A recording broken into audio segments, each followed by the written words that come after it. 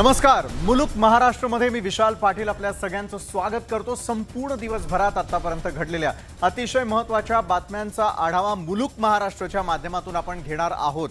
मात्र मुलुक महाराष्ट्राच्या माध्यमातून आज दिवसभरात कुठल्या महत्त्वाच्या 5 बातम्या राहिल्या सर्वाधिक चर्चेत त्यावरती आपण सुरुवातीला नजर टाकणार आहोत. तर सगळ्यात पहिली आणि महत्त्वाची बातमी ती म्हणजे मैदान कोण मारणार. कारण येत्या काळामध्ये मुंबई महापालिका निवडणुकांचं रणशिंग तर आधीच फुंकलं गेलेलं असताना दुसरीकडे मात्र दसरा मेळाव्यावरती शिंदे समर्थक आमदारांनी देखील थेटपणे दावा केलेला होता. तर शिंदे गटानं हा दावा केल्यानंतर मात्र यंदाचा दसरा मेळावा कुणाचा, कारण MMRDA या ठिकाणच्या एका मैदानासाठी शिंदे गटाला ऑलरेडी परवानगी मिळालेली आहे. त्यानंतर दुसरी आणि अतिशय महत्त्वाची बातमी ती म्हणजे चित्त्यांवरून आता राजकारण पाहायला मिळतंय.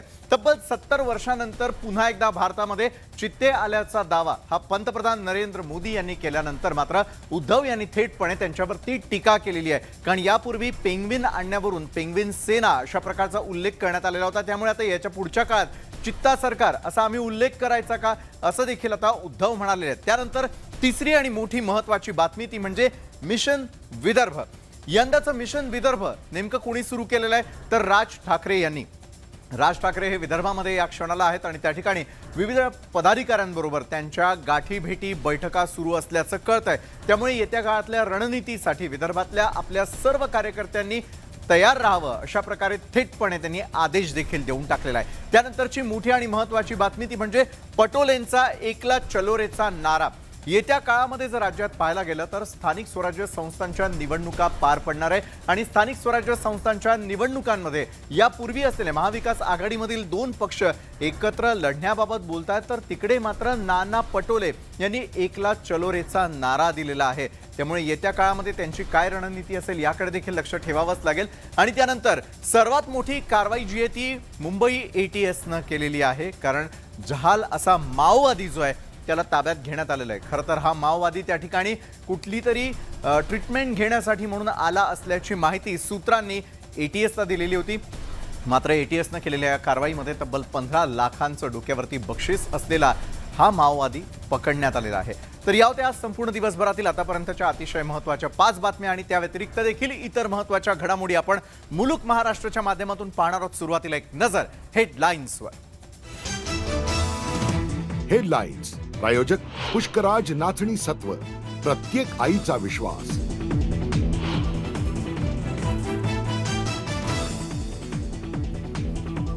शिवाजी पार्कवर दसरा मेळाव्यासाठी रस्सीखेच. MMRDAनं शिंदे समर्थकांचा अर्ज स्वीकारल्यानं BKCच्या मैदानाचा पर्याय.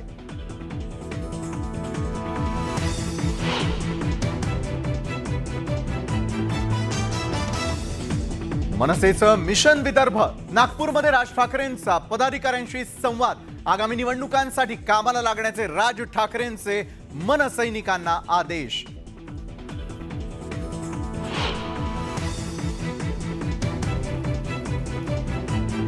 केंद्र सरकारला आता चित्ता सरकार म्हणायचं का. उद्धव ठाकरेंचा भाजपला खोचक टोला. चित्त्यांच्या मुद्द्यावरून विरोधक सत्ताधाऱ्यांमध्ये जुंपली.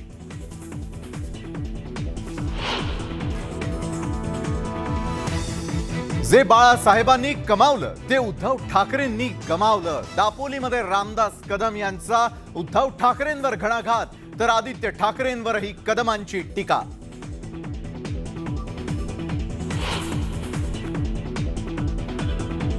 आगामी महापालिका निवडणुका एकत्र लढण्याचा महाविकास आघाडीच्या प्रयत्नांना धक्का. स्थानिक स्वराज्य संस्थांच्या निवडणुका स्वबळावर लढवणार काँग्रेसचे प्रदेशाध्यक्ष नाना पटोलेंची भूमिका.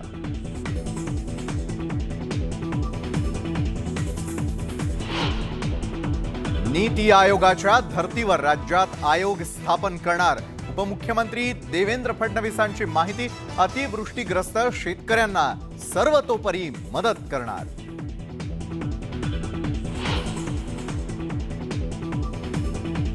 महाराष्ट्र ATSची मोठी कारवाई. नालासोपाऱ्यातून जहाल माओवादी ताब्यात. उपचारांसाठी घेतला होता नालासोपाऱ्यात आश्रय.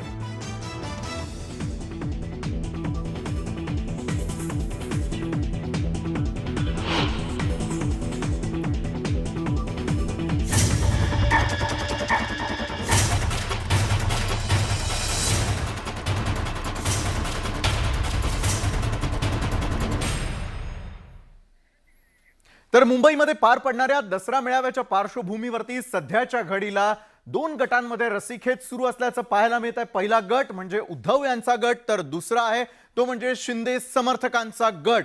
मात्र यंदाचा दसरा मेळावा हा खरं तर आतापर्यंत बाळासाहेबांचे जे विचार होते ते आम्ही पुढच्या पिढीपर्यंत पोहोचवण्यासाठी करणार असल्याचा दावा दोन्ही गटांकडून करण्यात आलेला आहे आणि त्यामुळे येत्या काळामध्ये हे मैदान नेमकं कोण मारणार या संदर्भातली रस्सीखेच सुरू आहे। शिवाजी पार्कवरती मेळाव्यासाठीची ही रस्सीखेच अवघ्या महाराष्ट्राचं लक्ष वेधून घेताना आपल्याला पाहायला मिळते।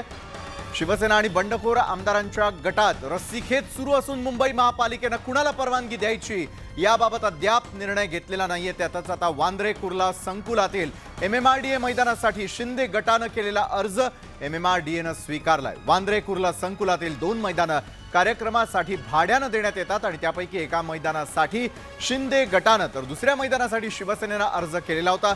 मात्र शिवसेनेनं अर्ज केलेलं मैदान हे आधीपासूनच आरक्षित असल्यामुळे शिवसेनेचा अर्ज फेटाळण्यात आलेला आहे। परिणामी दोन्ही गटांना जर शिवाजी पार्कची परवानगी मिळाली नाही तरी शिंदे गटाकडे BKC MMRDA मैदानाचा पर्याय सध्याच्या काळाला उपलब्ध आहे। शिंदे गटाचा दसरा मेळावा BKCवर, MMRDA कडून ग्रीन सिग्नल। उद्धव ठाकरेंचा मेळावा कुठे? अद्याप BMC कडून निर्णय नाही। शिवाजी पार्कवर की अन्यत्र? मात्र मूळ शिवसेना शिवाजी पार्कवर ठाम। शिवसेनेत उभी फूट पडल्यानंतर उद्धव ठाकरे आणि एकनाथ शिंदे यांचे दोन स्वतंत्र गट निर्माण झाले। त्यामुळे शिवसेना प्रमुख बाळासाहेब ठाकरे यांच्यापासून तयार झालेली शिवसेनेच्या दसरा मेळाव्याची ही परंपरा पुढे कोण सुरू ठेवणार याबाबत मोठा पेच निर्माण झालाय। यावरून राजकारणही सुरू झालंय। उद्धव ठाकरेंच्या शिवसेनेकडून दसरा मेळाव्यासाठी 2 महिने आधीच महापालिकेकडे रीतसर अर्ज देखील दाखल केला गेलाय, पण त्यांना अद्याप यासाठी परवानगी देण्यात आलेली नाही। तर शिंदे गटही शिवाजी पार्कवरच मेळाव्याकरता आग्रही होता। मात्र सूत्रांकडून मिळालेल्या माहितीनुसार वांद्रे कुर्ला संकुलातील BKC मैदानावर MMRDA कडून शिंदे गटाला परवानगी मिळालेली असल्यानं शिंदे गटाचा दसरा मेळावा आता BKCवर होणार आहे। तर दीपक केसरकरांनी दसरा मेळाव्यावरून उद्धव ठाकरेंच्या शिवसेनेला टोला लगावलाय। ज्यांना मेळावा घ्यायचा आहे त्यांनी त्याला काँग्रेस आणि राष्ट्रवादीच्या लोकांना निमंत्रित करावं आणि मग ते तुमच्या स्टेजवर येतात की नाही हे लोकांना कळेल।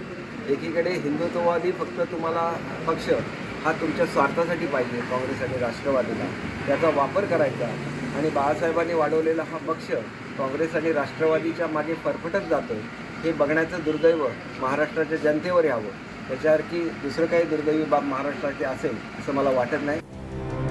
तर तिकडे शिवसेनेचे खासदार अरविंद सावंत हे दसरा मेळावा हा शिवतीर्थावरच होणार यावर ठाम आहेत।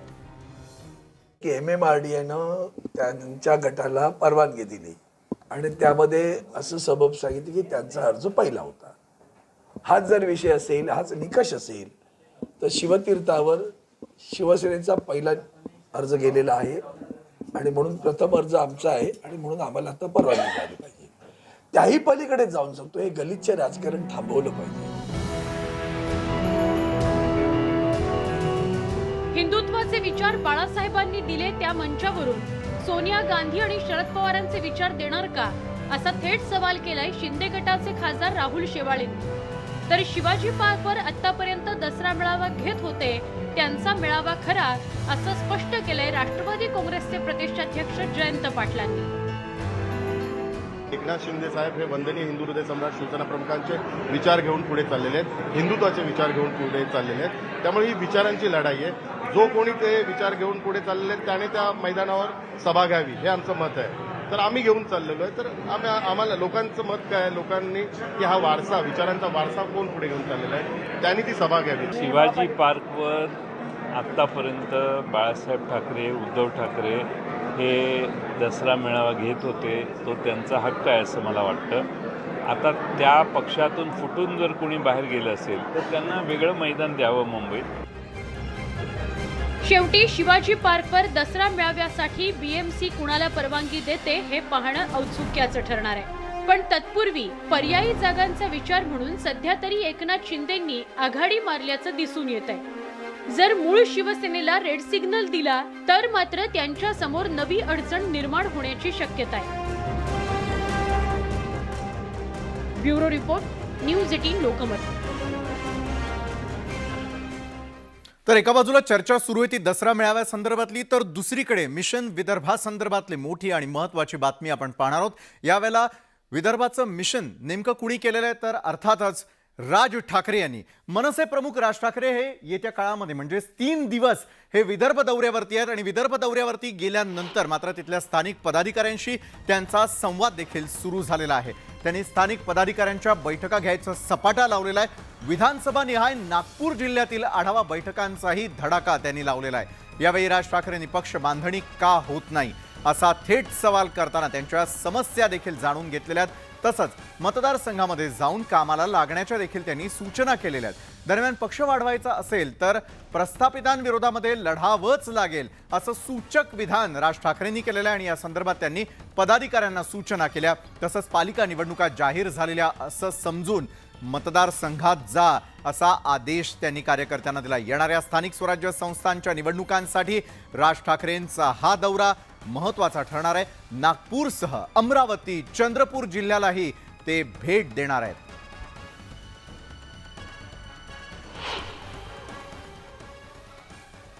तर राज ठाकरे इन ॲक्शन मोड आपल्याला पाहायला मिळत आहे. बांधणी का होत नाही असा थेट त्यांनी पदाधिकाऱ्यांना सवाल केलाय.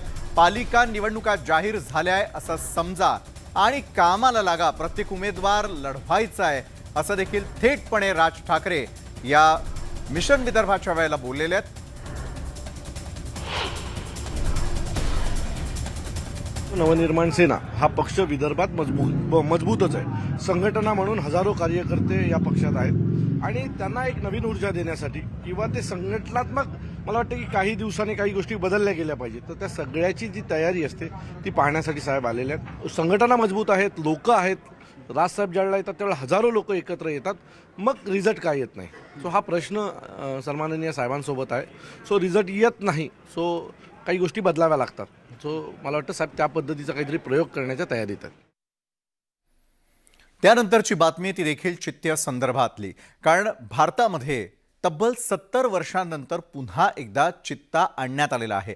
मात्र चित्त्यावरूनच आता या क्षणाला राजकारण देखील सुरू झाल्याचं आपल्याला सगळ्यांना पाहायला मिळत आहे. त्याला कारणही तसंच ठरलेलं आहे, कारण उद्धव ठाकरे यांनी थेटपणे या संदर्भातली प्रतिक्रिया देत असताना दुसरीकडे ज्यावेळेला आम्ही पेंग्विन आणलेले होते त्यावेळेला पेंग्विन सेना असं म्हटलं गेलेलं होतं. मात्र आता चित्ता सरकार म्हणायचं का असा थेटपणे घणाघात त्यांनी लगावलेला आहे पंतप्रधान नरेंद्र मोदी आणि सरकारवर.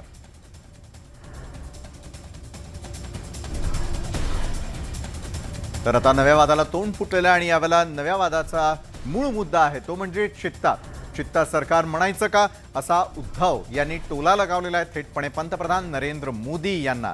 कारण नरेंद्र मोदी यांच्या हस्ते नामिबिया या ठिकाणाहून तब्बल 8 आणलेले चित्ते हे भारतामध्ये सोडण्यात आलेले होते आणि त्यानंतर मात्र चित्ता सरकार म्हणायचं का असा घणाघात शिवसेनेनं केलेला आहे पंतप्रधान नरेंद्र मोदी यांच्यावर.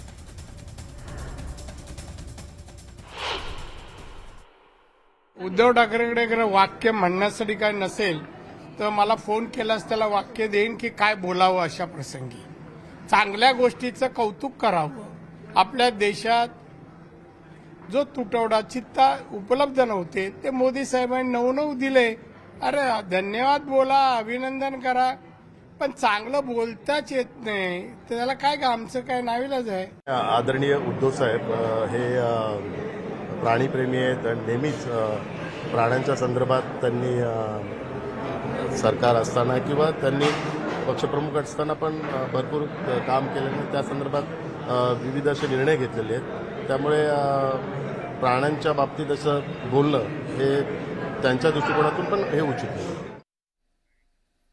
मुंबईतल्या सह्याद्री अतिथीगृह या ठिकाणी मुख्यमंत्री आणि उपमुख्यमंत्री यांनी थेटपणे नीती आयोगाबरोबर बैठक घेतली.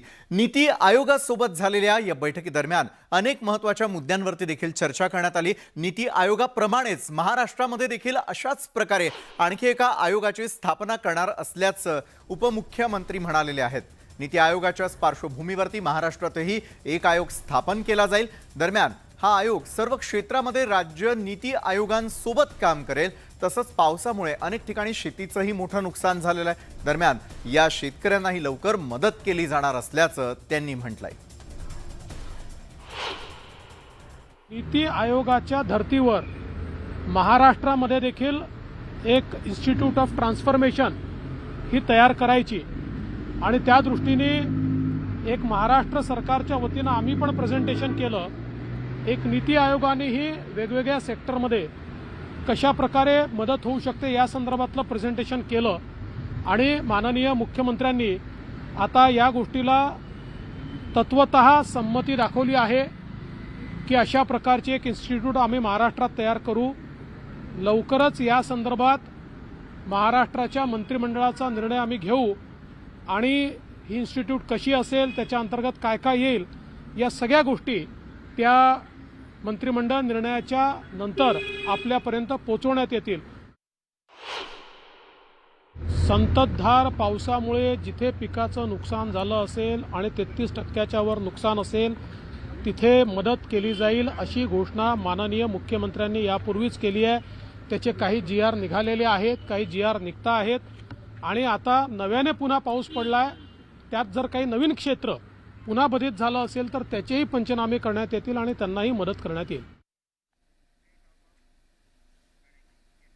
राष्ट्रवादीचे प्रदेशाध्यक्ष जयंत पाटील यांनी थेटपणे आता टीका केलेली आहे, ती देखील केंद्रीय तपास यंत्रणांवरती. आतापर्यंत ईडीची यंत्रणा पूर्णपणे काम करताना पाहायला मिळत होती. मात्र ईडी काय तर आपले राजकीय विचार बदलले तरी देखील ईडीचा त्रास होत नाही हे उदाहरण देत असताना थेटपणे प्रताप सरनाईक उदाहरणादाखल त्यांचं देखील उदाहरण त्यांनी प्रतिक्रिया देताना व्यक्त केलेलं आहे. राष्ट्रवादीचे प्रदेशाध्यक्ष जयंत पाटलांनी तपास यंत्रणांवरती आरोप केलेले आहेत. ज्या ईडीनं प्रताप सरनाईकांवरती कारवाई केलेली होती त्याच सरनाईकांना आज क्लीन चिट दिली जाते. राजकीय विचार बदलले की ईडी येत नाही असा आरोप जयंत पाटलांनी केलाय. तसंच राज्यातून वेदांता प्रकल्प गेला याची देखील संपूर्ण जबाबदारी शिंदे फडणवीस सरकारची आहे. दिल्लीच्या दबावामुळेच हा प्रकल्प गेल्याचा आरोप त्यांनी केलेला आहे.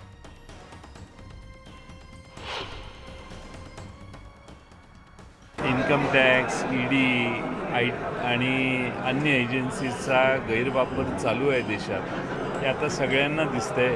आणि एवढं उत्तम उदाहरण आता आहे की 4 महिन्यापूर्वी ईडीपासून पळणाऱ्या व्यक्तीला ईडी स्वतः आता क्लोजरची स्टेजला आणून सोडतंय. म्हणजे राजकीय विचार तुम्ही बदलले की ईडी तुमच्याबद्दल सॉफ्ट होते, हे आता पुन्हा एकदा लोकांना दिसून येतं. वेदांता गेला, वेदांता आणि फॉक्सकॉनचा प्रोजेक्ट गेला याची सर्वस्वी जबाबदारी हे शिंदे सरकारची आहे आणि त्यांच्या अकार्यक्षमतेमुळं, त्यांनी निर्णय न घेतल्यामुळं किंवा दिल्लीच्या दबावामुळं हा प्रकल्प शेजारच्या गुजरात राज्यात गेला आणि महाराष्ट्राच्या 3-4 लाख सुशिक्षित बेरोजगारांना पुन्हा एकदा तोंडाला पाणी पुसण्याचं काम या सरकारनं केलं. माझ्या मोदी साहेबांना शुभेच्छा आहेतच. देशाचे शेवटी ते पंतप्रधान आहेत आणि चित्ते 70 वर्ष भारतात नव्हते, त्या चित्त्यांचं आगमन त्यांच्या वाढदिवसाच्या दिवशी झालेलं आहे. हाही एक वेगळाच योगायोग आहे असं म्हटलं पाहिजे. तर येत्या काळातील स्थानिक स्वराज्य संस्थांच्या निवडणुका या महाविकास आघाडी सरकारमध्ये यापूर्वी असलेले तिन्ही पक्ष एकत्र लढणार असल्यासंदर्भामध्ये यापूर्वीच शिवसेना प्रमुख उद्धव ठाकरे आणि NCPच्या नेत्यांकडून देखील अनेक वेळेला प्रतिक्रिया आलेल्या आहेत. तर तिकडे मात्र नाना पटोले यांनी जाहीर केलेली भूमिका मात्र या सगळ्या गोष्टींमध्ये ट्विस्ट आणणारी ठरणार आहे. कारण त्यांनी थेटपणे एकला चलो रेचा नारा लगावलेला आहे. कारण महाविकास आघाडी स्थानिक स्वराज्य संस्थांच्या ज्या निवडणुका होणार आहेत त्या एकत्र लढवण्याची भूमिका शिवसेनेचे पक्षप्रमुख उद्धव ठाकरे आणि NCPचे नेते मांडत असतानाच नाना पटोलेंच्या भूमिकेनं मात्र याला धक्का दिलेला आहे. नाशिकमध्ये नाना पटोलेंनी पुन्हा एकदा एकला चलो रेचा नारा दिलाय. पक्ष कार्यकर्त्यांची भावना आपण बोलून दाखवत असल्याचं त्यांनी नाशिकमध्ये सांगितलं. आपण कुठल्याही पदासाठी हापापलेलो नाही आहोत. पक्ष संघटना जी जबाबदारी देईल ती पार पाडू असंही नाना पटोले म्हणाले. उद्धव ठाकरे म्हणतात की महाविकास आघाडीने एकत्रित निवडणूक लढाव्या आणि दुसरीकडे आपण एकला चलोरचा नारा देतात. बघा, मी कार्यकर्त्यांची निवडणूक आहे. कार्यकर्त्यांच्या निवडणुकीला काँग्रेस पक्षाने आम्ही निर्णय घेतलेला आहे. आम्ही राज्यामध्ये स्थानिक स्वराज्य संस्थांच्या निवडणुका हे 16 वर हे सगळी प्रक्रिया चालू आहे आणि प्रक्रियेमध्ये ज्याला कोणाला याच्यामध्ये जे डेलिगेट्स आहेत ज्यांना कोणाला उभं व्हायचं ते उभं होऊ शकतात. त्यामुळे या पक्षीय निवडणुका ज्या आहेत त्यामध्ये ही प्रक्रिया चालत राहणार आहे. मी फार काही याच्यामध्ये हपापलेलं नाही. ज्या पद्धतीनं मला राष्ट्रीय नेतृत्वाने जी काही जबाबदारी दिली त्याला प्रामाणिकपणे पूर्ण करण्याचं काम मी करतो आहे. तर शिंदे गटामधील आमदार संजय गायकवाड यांची जीभ पुन्हा एकदा घसरलेली आहे. यापूर्वी आपण केलेल्या वक्तव्यांमुळेच ते चर्चेचा विषय ठरलेले होते. मात्र यावेळेला टार्गेट करत असताना त्यांनी थेटपणे टीका केलेली आहे, ती म्हणजे अजित पवार यांच्यावरती. अजित पवारांच्या दिलेल्या प्रतिक्रियेला प्रत्युत्तर देत असताना त्यांनी आपली सगळं भान जे आहे ते सोडलेलं आहे. आमचं विधान बुलढाणा जिल्ह्यातील जे वाचाळवीर आहेत, जे मुख्यमंत्री एकनाथ शिंदे किंवा 50 बंडखोर आमदारांवर टीका करत होते त्यांच्याबद्दल होता. आता अजित पवार हे त्यांचे नातेवाईक कधीपासून झाले, ते त्यांची चमचेगिरी कधीपासून करायला लागले हे मला माहीत नाही, अशी थेट प्रतिक्रिया गायकवाड यांनी दिली आहे.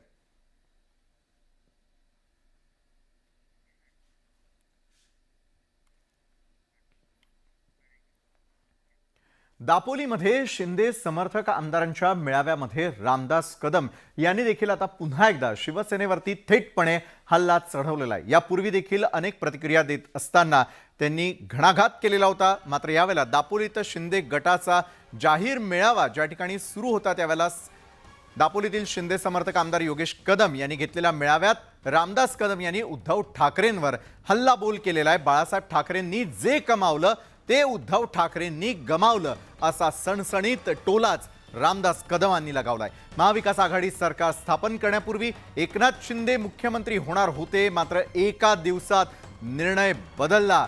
एकनाथ शिंदे यांना फसवलं गेलं असा आरोपही रामदास कदम यांनी केलेला आहे. पण अभिमानाने एक गोष्ट सांगेन, शिवसेना कोणी मोठी केली असेल तर माझ्या कोकणी माणसानं शिवसेना मोठी केली. कोकणी माणसं जबाबदारी सांगतोय, मुंबईमध्ये शिवसेना वाढवली ती माझ्या कोकणी माणसानं वाढवली. मुंबईमध्ये पहिल्यांदा शिवसेनेच्या नगरसेवक उभे आणले तर माझ्या कोकणी माणसाने उभे आणले. शिवसेना प्रमुख मान्य बाळासाहेब ठाकरे बोलण्या बघत असतील आणि सांगत असेल ते की माझा मुलगा उद्धव हा जगत पवारांच्या दादाला लागून बिघडलाय. माझा मुलगा उद्धव हा सोनिया गांधीच्या दादाला लागून बिघडलाय. माझे विचार घेऊन तू पुढे चाल, तुला माझे आशीर्वाद आहे हे बाळासाहेब मुलगा तुला सांगत असतील. बाळासाहेब आमचे उद्धवची सध्या राष्ट्रवादीची भांडी घालत आहे आणि त्यांचा मुलगा टुनटुन खोका खोका खोका खोका पुण्यामध्ये. आता हा म्हणतोय बोका आणि नाव घेतोय खोका. सांगितलं पाहिजे त्यांना लग्न करून बघ, बायकोवाल्यांचा संसार कसा ते कळेल. नुसती दाढी वाढून फायदा काय, लग्न तर करून टाक ना, मग समजा तुला संसार काय खोके, मग खोके काय असतील कळेल ना. ब्रेकनंतर मुलुक महाराष्ट्रामध्ये आपल्या सगळ्यांचं मी पुन्हा एकदा स्वागत करतो. संपूर्ण महाराष्ट्रामध्ये असंख्य प्रमाणामध्ये कलाकार असल्याचं वेळोवेळी आपल्याला पाहायला मिळतं. मात्र सध्या मी बोलतोय ते म्हणजे महाराष्ट्रामध्ये सध्याच्या घडीला व्हायरल झालेल्या एका व्हिडिओ संदर्भामध्ये जयेश खरे असं नाव असलेला हा बाल कलाकार सध्या चांगलाच चर्चेचा विषय ठरतोय. कारण चंद्रा गाण्याला त्यानं जो गावरान साज चढवलेला आहे त्याचीच सर्वत्र चर्चा आहे.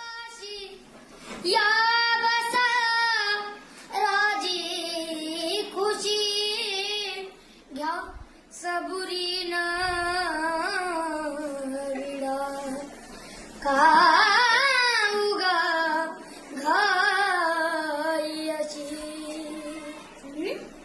विजला कशानाचा सजना सांग लुक लुक नारा दिवा बनवा जिव्हारी आज खरं तर वीकेंड आहे आणि वीकेंड आहे म्हटल्यानंतर तुम्ही देखील निवांत असाल आणि त्याच अनुषंगानं थेट जयेशला आज आपण न्यूज 18 लोकमतवरती भेटणार आहोत. हा गावरान साज चढवण्यामागची नेमकी काय आहे कथा हे देखील त्याच्याकडून आणि त्याच्या वडिलांकडून आपण जाणून घेणार आहोत. आपल्या सोबत या क्षणाला जोडले जात आहेत जयेश आणि त्याचे वडील विश्वास देखील. दोघांचंही खूप खूप स्वागत न्यूज 18 लोकमतवरती. खरं तर अवघ्या महाराष्ट्राला अक्षरशः जयेशच्या या गावरान साज जो आहे त्यानं वेड लावलेलं आहे. सगळ्यात आधी हाच आवाज न्यूज 18 लोकमतच्या माध्यमातून आज घराघरात ऐकायची इच्छा आहे. सुरुवात करूयात आपण आणि मग नंतर अनेक प्रश्न आहेत.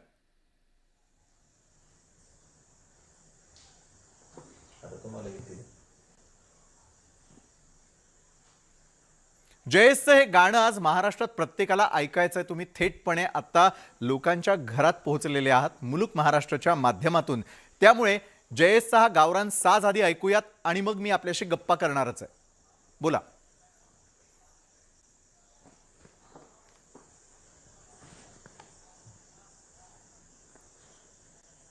जयेश यांच्यापर्यंत आपला आवाज जो तो कदाचित जात नसेल.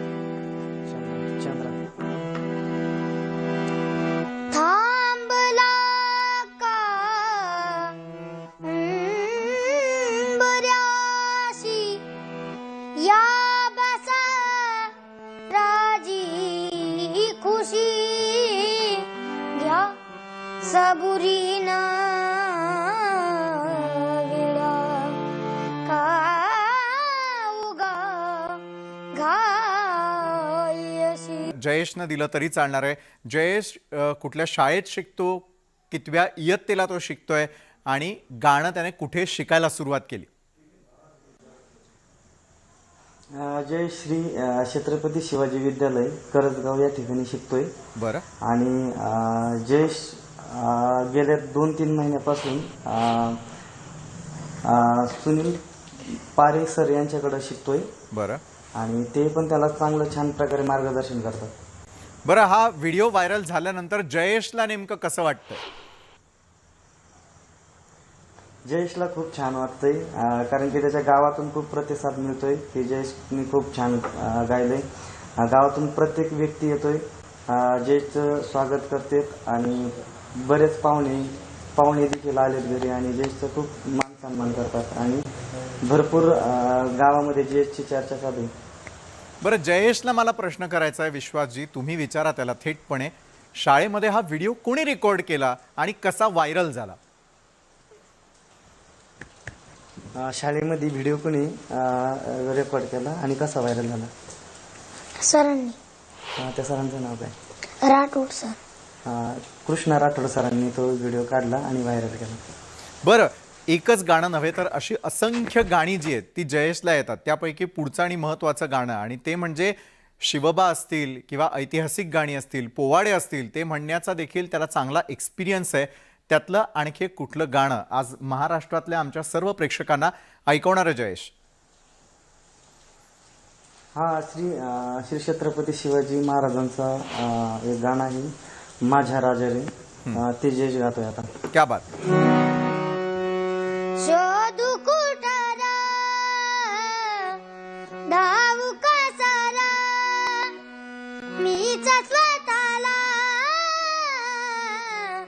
पाहू कसारा या मावळ्यातून मावळून तू कधीच गेला माझा राजा रा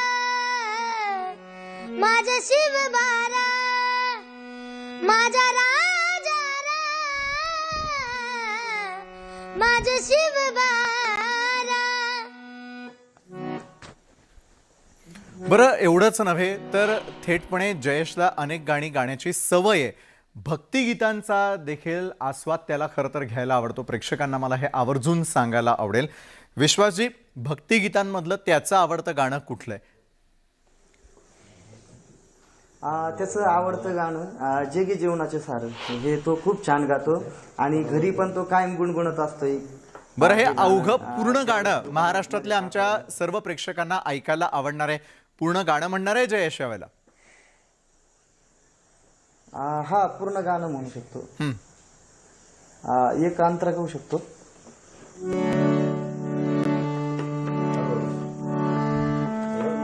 जगी जीवनाची चाहूल.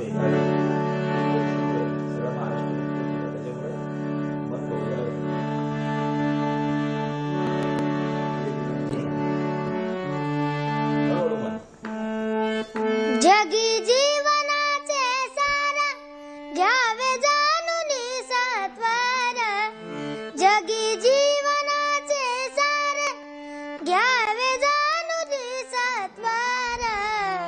जैसे ज्याचे कर्म तैसे फळ देतो ईश्वर. जैसे ज्याचे कर्म तैसे फळ देतो ईश्वर.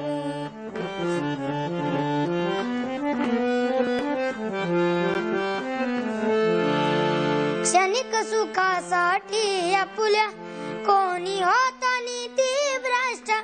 क्षणिक सुखासाठी आपुल्या कोणी होता नीती भ्रष्ट. कुणी त्यागी जीवन आपुले दुःख जगी करण्या नष्ट.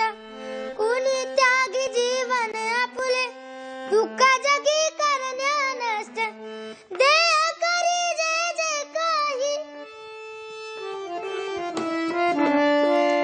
देह करी जे जे काही आत्मा भोगितो नंतर. जैसे ज्याचे कर्म तैसे फळ देतो ईश्वर. जैसे ज्याचे कर्म तैसे फळ देतो ईश्वर. क्या बात आहे. सुंदर भक्ती गीतही अवघ्या महाराष्ट्रानं जयेशचं ऐकलेलं आहे. विश्वासजी, मी आपल्याला प्रश्न करतो, शाळेमध्ये अशा प्रकारे हे गाणं म्हणण्याची इच्छा त्याला का नेमकी झाली?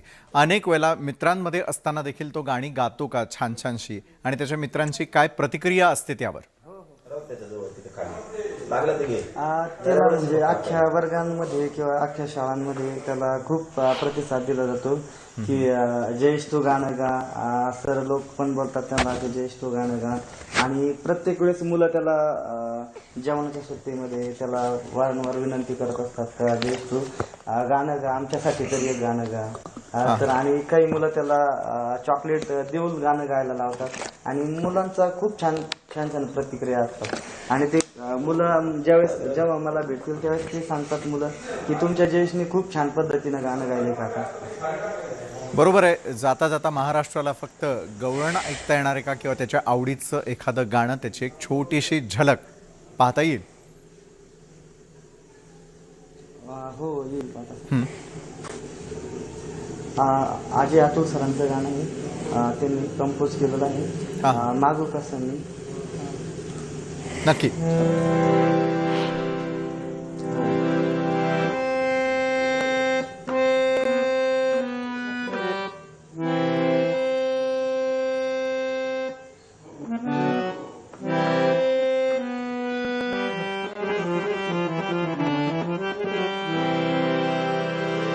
मागू कसा मी अन मागू कुणा. माझी व्यताही समजावू कुणा. आहे उभा बगदारी तुझ्या जाणून घे रे जरा याचना. देशील का कधी जोळीत या तू दान माझे मला जीवन. मागू कसा मी अन मागू कुणा. माझी व्यताई समज कुणा. नक्कीच.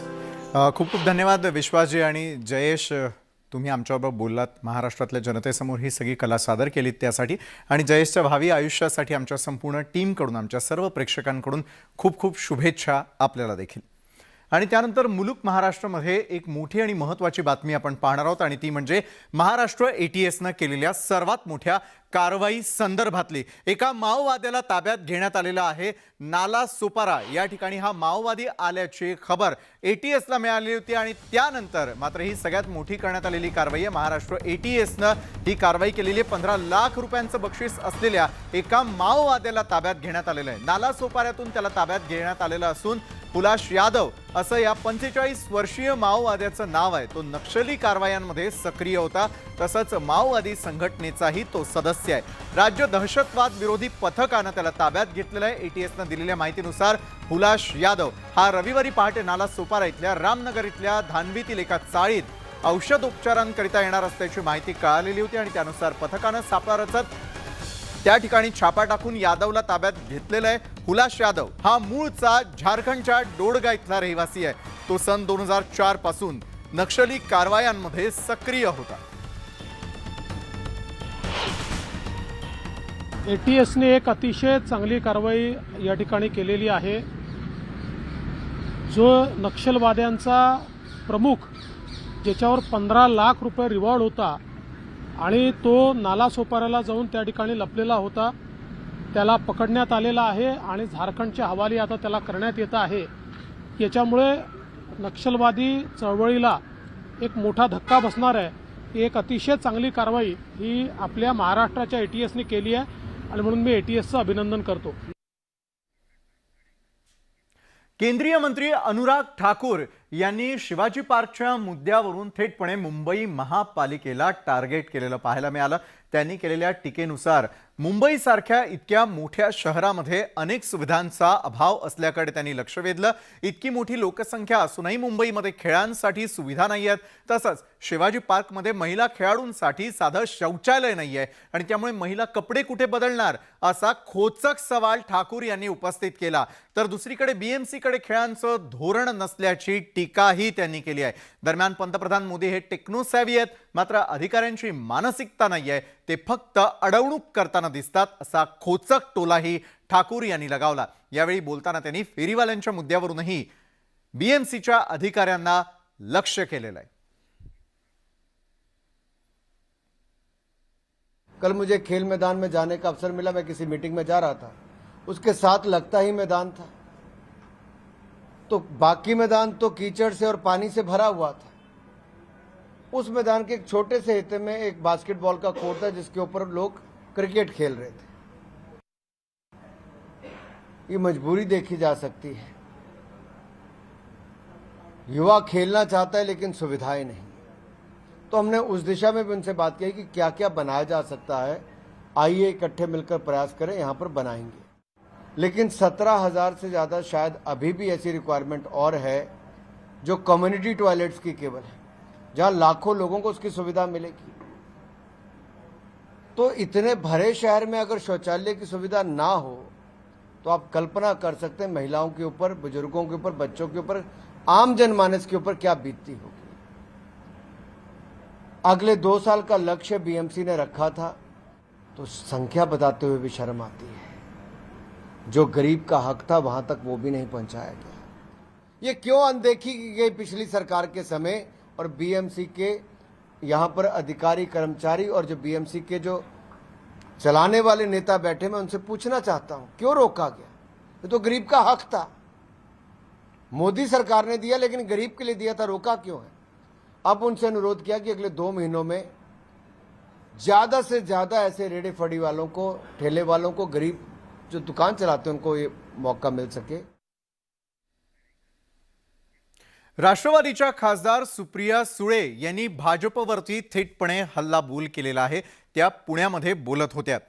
अनेक सर्वेंच्या माध्यमातून भाजपला येत्या काळामध्ये पराभव दिसत असल्या कारणामुळे अनेक महानगरपालिकांच्या निवडणुका पुढे ढकलल्या जात असल्याचा आरोप त्यांनी भाजपवरती केलेला आहे।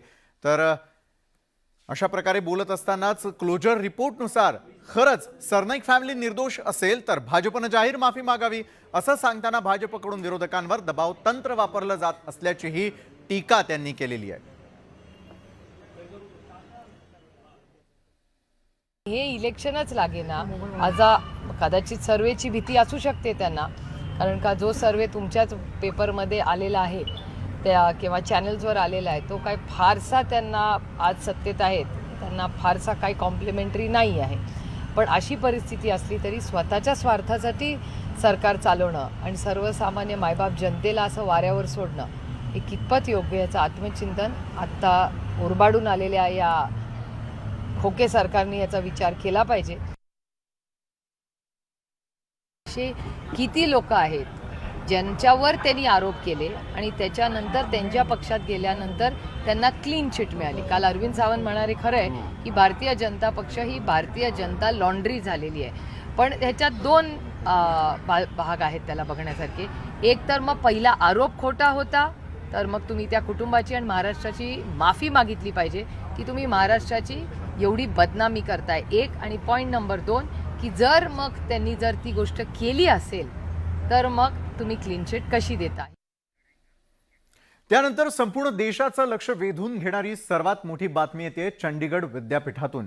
चंडीगड इथल्या विद्यापीठामध्ये काल रात्री अक्षरशः गोंधळ उडाला, ज्यावेळेला त्या ठिकाणीच असलेल्या एका वसतिगृहामधील काही व्हिडिओज व्हायरल झालेले होते.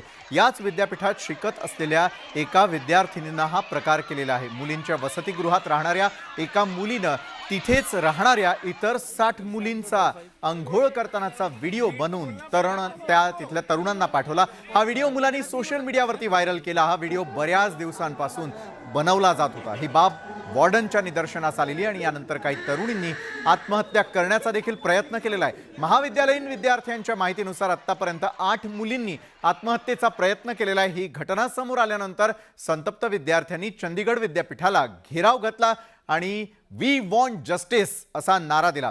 व्हिडिओ बनवणाऱ्या मुलीवरती हल्ला होऊ नये म्हणून तिला हॉस्टेलमधील एका खोलीत कोंडून ठेवण्यात आल्याचं सांगण्यात येत आहे.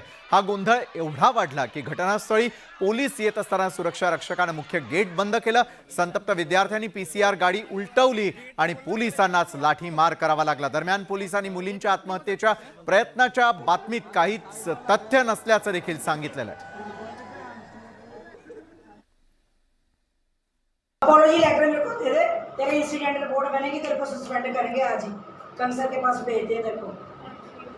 क्यों प्लीज मारो की तरह, फिर कंप्लेंट करते हैं कि वार्डन थप्पड़ मारने का बोलती है. कितना गंदा काम, घिनौना काम कर रही है तू.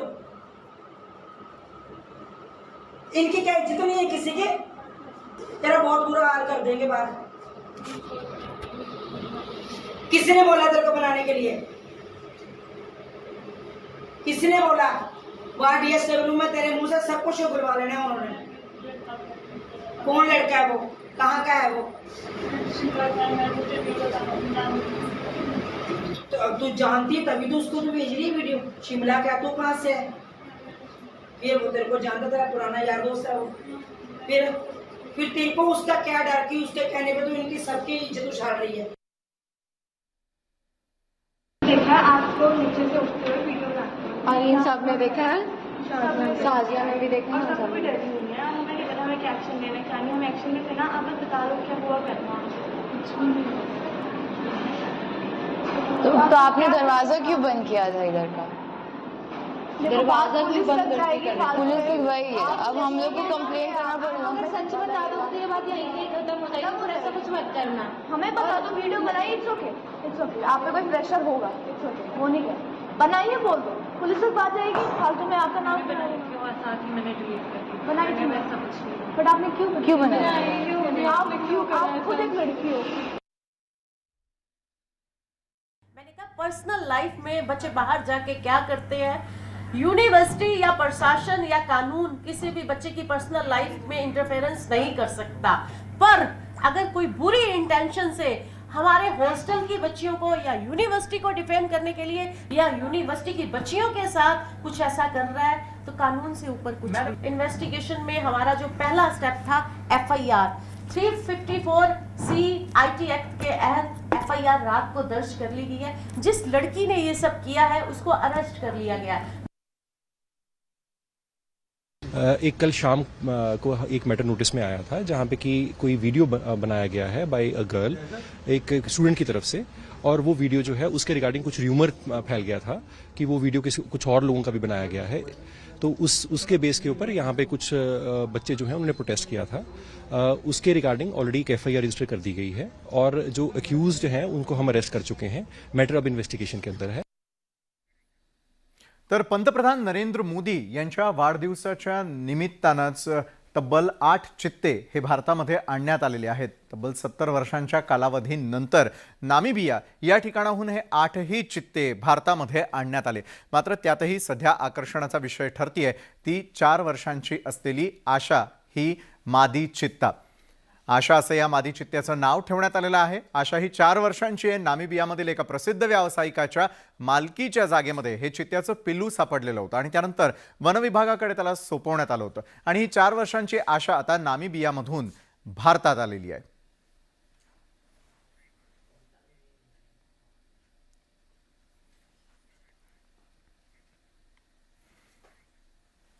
दक्षिण पूर्व तैवानमध्ये पुन्हा एकदा जे आहे ते भूकंपाचे धक्के जाणवलेले आहेत. रिश्टर स्केलवरती या भूकंपाची तीव्रता 6.9% इतकी नोंदवण्यात आलेली आहे. तैवानमध्ये ज्यावेळेला हा संपूर्ण प्रकार घडला त्यावेळेला मात्र काही व्हिडिओज जे आहेत ते देखील समोर येताना आपल्याला पाहायला मिळतात. या भूकंपाची तीव्रता 6.9 रिश्टर स्केल एवढी नोंदवली गेलेली आहे. तैवानमध्ये गेल्या अनेक दिवसांपासून भूकंपाचे धक्के जाणवत आहेत. सततच्या भूकंपाच्या धक्क्यांमुळे नागरिकांमध्ये भीतीचं वातावरण आहे.